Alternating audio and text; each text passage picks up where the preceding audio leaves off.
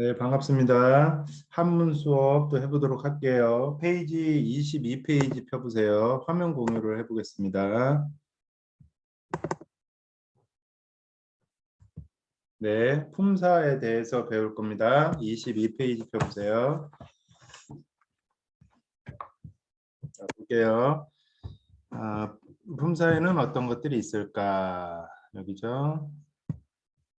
자, 펜으로 좀 바꾸고요. 네. 네. 품사는 어휘를 의미와 기능에 따라 품사에 대해서 배우는 겁니다. 의미와 기능에 따라 분류하여 공통된 성질을 가진 것끼리 모아놓은 단어들의 갈래를 말한다. 한문의 단어는 문장 안에서의 쓰임에 따라 품사가 바뀌고 의미가 달라지기도 한다. 즉, 이 품사라는 거는 어떠한 단어가 그대로 명사나 대명사나 고정됐다라기보다는 그 문장에서 해석에 따라서 그 품사가 변할 수 있다라는 거죠. 한문의 품사는 단독으로 어휘의 의미를 가진 실제로 의미를 가졌다라는 것을 뭐라 그러냐면은 실사라고 합니다. 실제로의 의미를 가진 단어 실사입니다. 그 다음에 문법적 의미만을 가진 그렇죠. 공허하다, 빌허자, 허사라고 합니다. 그래서 이거는 직접적인 의미는 가지지 않고 그 문장의 구조를 연결시켜 주기 위해서 쓰이는 것이 바로 허사입니다. 그래서 실사와 허사로 나뉘어요. 크게는. 그렇다면 세세하게 실사에 속하는 품사로는 명사, 대명사, 수사, 그 다음에 동사, 형용사, 부사 6개가 있고 그 다음에 허사에 속하는 품사로는 개사, 낄 개자, 자, 그다음에 접속사, 그다음에 어조사, 그래서 감탄사 이렇게 6개, 4개로 나뉜다라는 거 알아두시면 되겠습니다. 이 말들은 사실은 여기서 이제 의미에서 한 번씩 짚고 넘어가겠지만 국어 시간에 한 번씩은 봤을 겁니다. 들어봤을 거예요. 내려볼게요.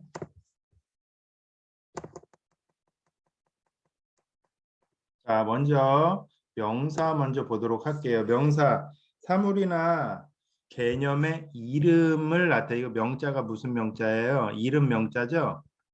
자, 사자는 단어 사자고 그러니까 각기 사물에 대한 또는 어떤 개념에 대한 이름을 나타내면 전부 다 명사다라고 생각하시면 되겠어요. 이거 뭐라고 읽을까요? 교각살우라고 있죠. 뿔을 바로잡으려다가 뭐예요? 소를 죽인다 이런 뜻입니다. 자, 그러면은 각자와 우자가 초록색으로 표시되어 있는데 각자는 뿔각자고 우자는 소우자죠. 그렇죠? 명사라는 거 알 수 있겠죠? 자, 교각사루란 말은 일단은 잘못된 점을 고치려다가 그 방법이나 정도가 지나쳐서 오히려 이를 그르친다는 것을 교각사루라고 하죠. 자, 그럼 밑에 것도 한번 볼게요. 밑에 건 어떻게 읽어요? 수, 주, 대. 또 기본적으로 그 단어의 품사를 알기 위해서는 그 단어의 훈음을 기본적으로 알고 있어야만 될 겁니다. 수, 지킨다. 나무를 그루터기 나무를 지켜 기다린다. 누구를 기다려요? 토끼를 기다린다라는 뜻으로 그러니까 옛날에 중국 송나라 때 한 농부가 그 토끼가 막 뛰어가다가 나무 그루터기에 머리를 박고 죽은 거를 보고 그래 그 토끼를 잡은 이후로 요렇게 나무 밑에서 토끼가 와서 부딪히니 기다리고 있으면 또 토끼를 여러 마리 잡을 수 있겠구나라고 생각을 해서 나무 밑에서 토끼를 기다린다는 데서 유래가 됐고 이거의 속뜻은 뭘까요? 어리석은. 그렇죠? 한 가지 일에만 얽매여서 어리석은 행동을 하는 사람을 비유적으로 말하는 것을 수주대토라고 합니다. 자, 여하간 주자는 나무, 그루터기, 토자는 토끼. 자, 이렇게 어떤 사물의 명칭을 말하는 것을 바로 명사라고 한다고 했습니다. 자, 그다음 자 이제 그럼 대명사 볼게요. 대자는 무슨 대자예요? 대신하다 대자죠. 그래서 명사를 대신하는 거예요. 사람이나 사람이나 사물, 장소 및 상태, 동작 등을 대신하여 가리키는 말 이런 거죠. 자, 이거 뭐라고 읽어요? 아전인수라고 합니다. 그래서 내 돈에 물을 끌어당긴다 이런 뜻입니다. 나 아짜라 나 아짜. 그다음에 이거는 모수 이거 다시 미안해요. 모야 수야 이렇게 되어 있어요. 아무 모자 누구 숫자입니다. 아무나 누구나 이런 뜻이거든. 그래서 아무 누구 어떤 걸 지칭하죠. 대신해서 말하는 거죠. 나, 그렇죠? 이렇게 지칭을 하는 겁니다. 그래서 직접적인 나의 이름이나 그런 걸 거론하지 않고 나라는 명사를 대신해서 쓰는 말. 그다음에 아무 모자 누구를 지칭하고 누구 숫자 누구를 지칭할 때 쓰는 것을 바로 대명사라고 하죠. 자, 수사 한번 볼게요. 수사는 뭐 쉽죠? 수가 뭐예요? 셀 숫자잖아요. 사물의 수량이나 차례를 나타내는 대로 여하가 수량이나 차례, 숫자와 관련되어 있으면 되는 거죠. 그 수사라고 합니다. 뭐라고 할까요? 천재일우라고 읽습니다. 천년 동안의 한 번의 만남 이런 뜻인데 일, 그렇죠? 헤어려지죠? 숫자로 그려지죠? 이건 또 뭐예요? 5, 10보, 100보. 거기서 거기라는 뜻이죠? 50보, 100보. 50, 100. 그렇죠? 이런 것을 수사라고 합니다. 수사는 간단하죠. 자, 다음 그 밑에 볼게요. 동사 볼게요. 자, 동사는 움직일 동자죠. 사람이나 사물의 동작, 그렇죠. 움직임. 자, 이것만 생각할 수 있는데 뒤에 것도 계속 볼게요. 행위. 자, 행위도 움직임일 거예요. 그 다음에 심리 활동. 그렇죠. 심리적인 활동. 그 다음에 소유하고 있다라는 거. 그 다음에 존재. 그렇죠. 존재, 소유. 거의 좀 비슷한데 소유하고 존재 등을 나타내는 단어를 바로 동사라고 합니다. 여기 딱 보면은 우리 보통 동사 그러면은 요것만 생각하거든. 근데 요런 부분이 있다라는 거 알아두시고 일단 두 번 요거부터 볼게요. 일단은 요 초록색 부분 보면 두려워할 만하다 점점점점 해가지고 이게 동사다라고 표현하는 거죠. 두려워하다라는 건 뭐예요? 심리 활동이죠. 그렇죠? 심리적인 것도 동사에 해당이 된다. 요거 헷갈려하는 친구들 많더라고. 자, 지우고 요거 일단 밑에 거 어떻게 읽을까요? 후생가외라고 합니다. 뒤늦게 태어난 사람을 두려워할 만하다. 즉 청출어람이라고 후배가 선배의 실력을 압도하는 그런 것을 후생가외라고 하는데 여하간 외자 두려워하던 어떤 심리적인 활동을 말을 하죠. 동사이고 그 다음에 흥하고 망하고 성하고 쇠하다. 이건 뭘까요? 흥, 망, 성, 쇠이죠. 흥망성쇠. 자, 이런 거 단어 하나하나 흥하고 망한다, 성한다, 쇠한다. 그렇죠? 요런 단어 자체들이 다 동사이다. 자, 형용사 내려볼게요.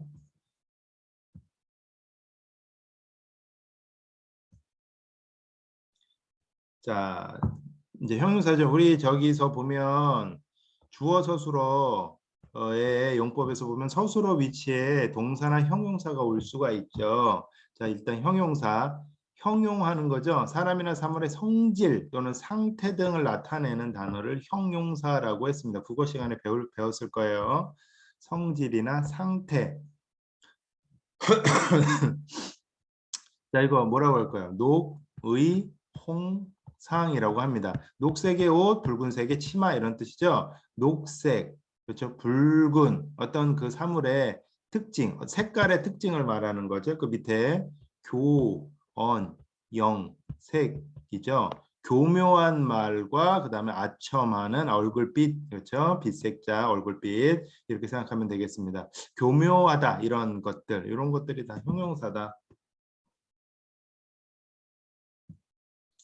그다음에 부사 한번 볼게요. 동사나 형용사 또는 다른 부사를 수식하여 정도, 범위, 시간, 부정 등을 이거 어려워 이렇게 하나 하면 부사는 일반적으로 뒤에 있는 서술어를 앞에서 이렇게 수식을 해 주는데 이 서술어로 들어갈 수 있는 거는 동사와 형용사라고 이야기했었죠. 즉 그럼 풀어서 이야기하면 동사와 형용사를 앞에 위치해서 부사가 수식해 주는 수식해 줍니다.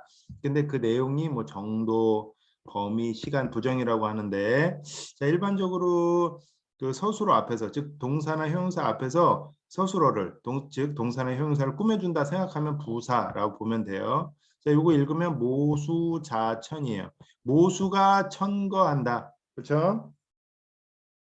모수가 천거한다. 뭐 추천한다 이렇게 해석해도 돼요. 천거한다.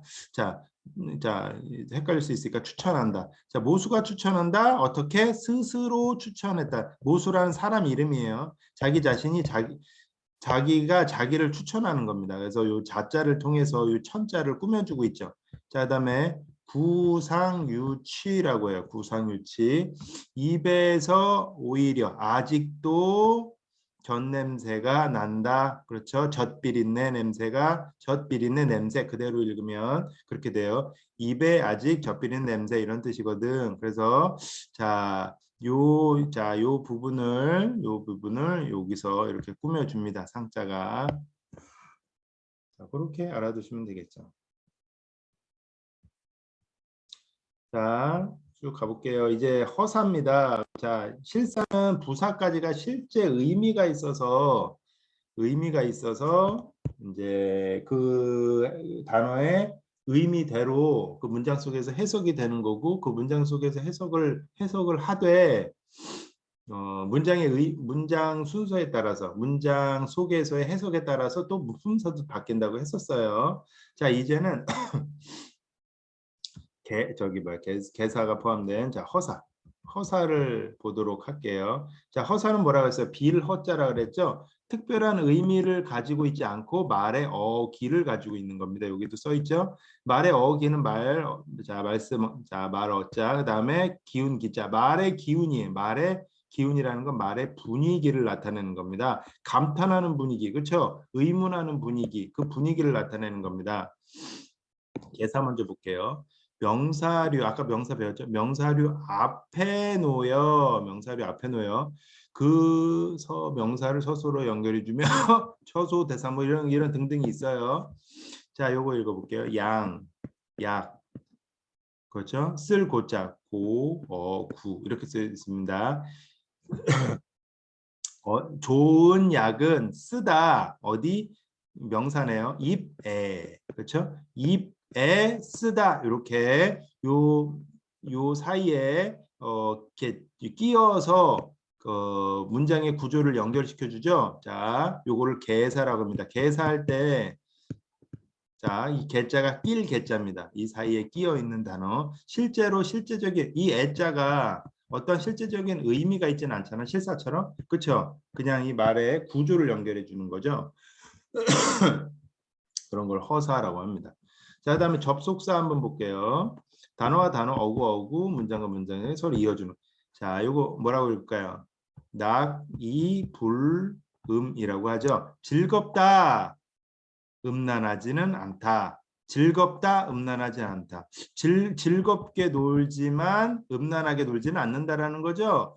요거와 요 A와 요 뒤에 B의 문장이 어떻게 해요? 서로 반대되죠. 의미가 다르죠. 그러면 요거의 역할은 뭐예요? 역접이라고 해서 영어로 하면 벗의 의미로 쓰입니다. 그러나겠죠. 자, 이 말을 하는 이유는 뭐냐면 요 말미암을 이자인데 요 이자는 순접과 역접의 의미를 다 가지고 있어요. 순접이라고 하는 것은 자연스럽게 연결시키는 거죠. 반대로 연결시키는 겁니다. 역접은. 그러면 요거는 and와 요거는 but 이렇게 서로 상반되는 의미를 이 자는 다 가지고 있어요. 그래서 이 자는 그 문맥에 따라서 그리고 아니면 그러나 이렇게 해야 되는데 여기서는 뭐예요? 그러나로 해석을 하면 되죠.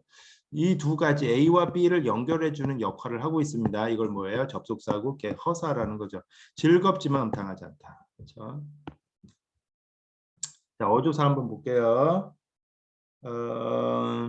실질적인 뜻이 없이 단어 나오고 또는 문장이 가운데나 뒤에 와서 문법의 의미나 어기를 나타내는 거죠. 그렇죠? 이 문법적인 의미, 즉 그 문장의 구조가 있는데 어떤 문장이 앞에 나오거나 뒤에 쓰이면서 그 그 문장의 분위기만을 나타내는 것을 어조사로 사용합니다. 어조사로 써서 그 말의 분위기를 나타냅니다.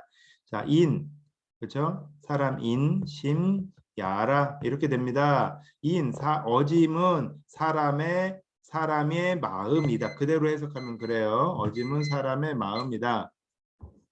그래서 인이라는 것은 어지를 다루는 것은 사람의 마음 속에 있어야 된다라는 뜻입니다. 이 야자는 해석하지 않고 인심, 어짐은 사람의 마음 이렇게 끊으면 뭔가 이상하죠. 사람의 마음이도다 이렇게 어떤 어감을 나타내기 위해서 이 야자를 쓴 겁니다.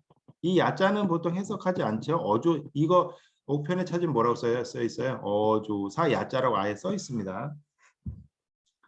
보통 이게 많이 쓰여요. 야자가. 자, 그다음에 감탄 어렵죠. 한자도 많이 등장하고 마지막이에요. 문장의 밖에 독립적으로 화자에 부르면 느낌 놀람.